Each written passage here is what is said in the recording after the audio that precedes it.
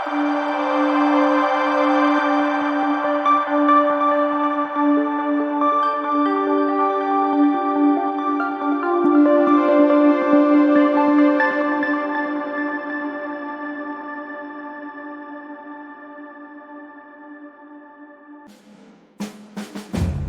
a time when silence was law and dissent a crime, one poet chose to speak.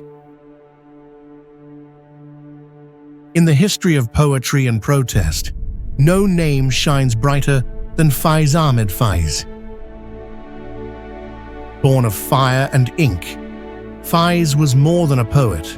He was a witness, a voice against silence.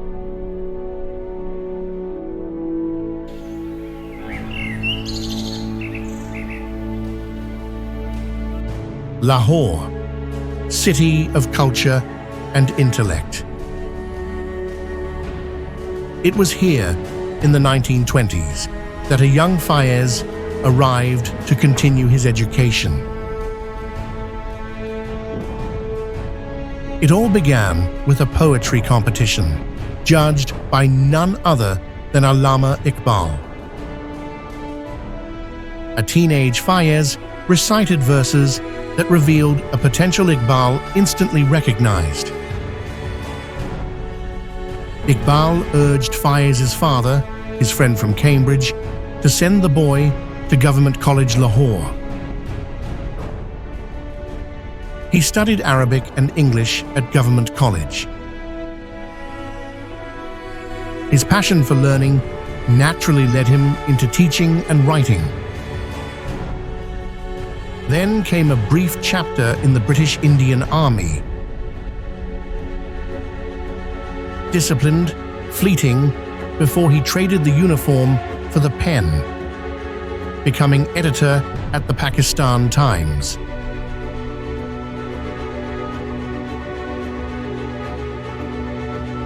But Faiz was no ordinary writer. A committed Marxist in a fragile new nation, he was arrested, accused of conspiring to overthrow the government. They took away his freedom, but they couldn't silence his voice. Behind bars, where hope flickers like a candle in the wind, Faiz wrote some of his most powerful verses. 4 long years in prison. 4 years of ink and iron. Upon release, he stepped into another arena. This time alongside Zulfikar Ali Bhutto, a socialist leader with whom Faiz shared a vision of justice. He continued to write for magazines, for people, for truth. His words crossed borders, translated into Russian, earning him the Lenin Peace Prize.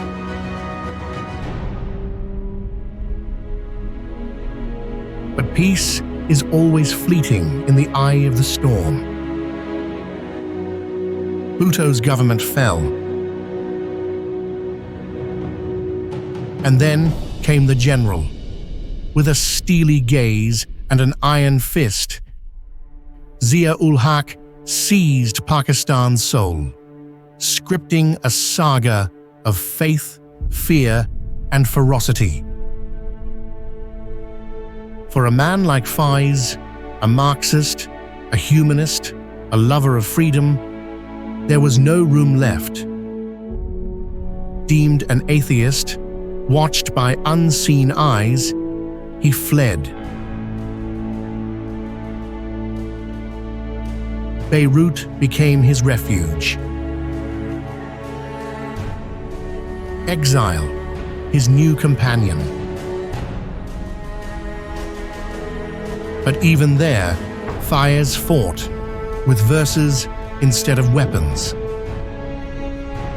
He penned poems that pierced through Zia's theocratic veil.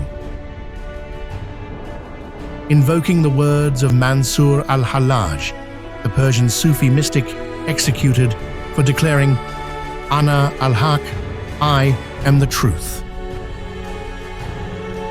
In the mystical tradition of Sufism, these words carry profound meaning, a declaration of the annihilation of the self, where the ego dissolves and only the divine remains. To Hallaj, it was union with God. To tyrants, it was a threat cloaked in heresy. Faiz, ever the craftsman of metaphor and defiance, wove these words into a poem, a quiet act of spiritual rebellion against the regime. But when the poem reached the hands of his publisher, fear took hold. In the volatile climate of Zia's rule, such words could not see the light. The verses were removed, suppressed, erased.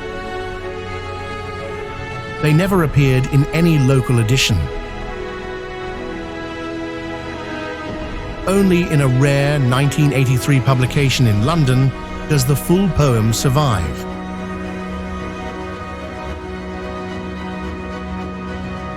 A verse silenced by fear, buried in ink, waiting to be remembered.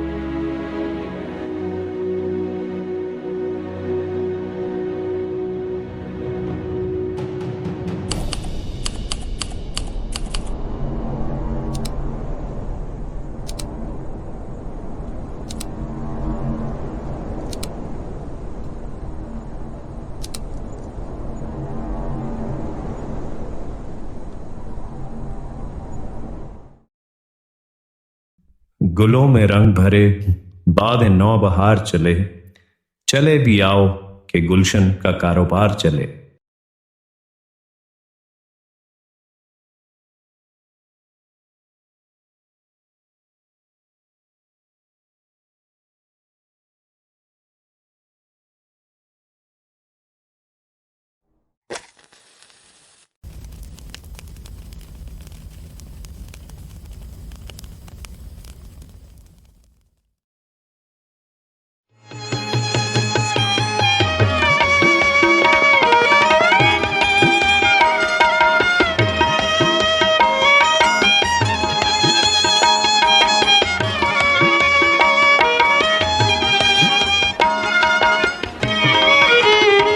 हम देखेंगे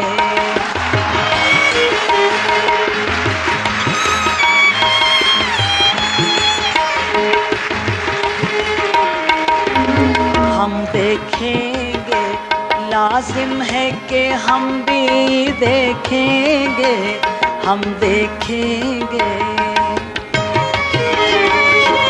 जब अर्ज़े खुदा के काबे से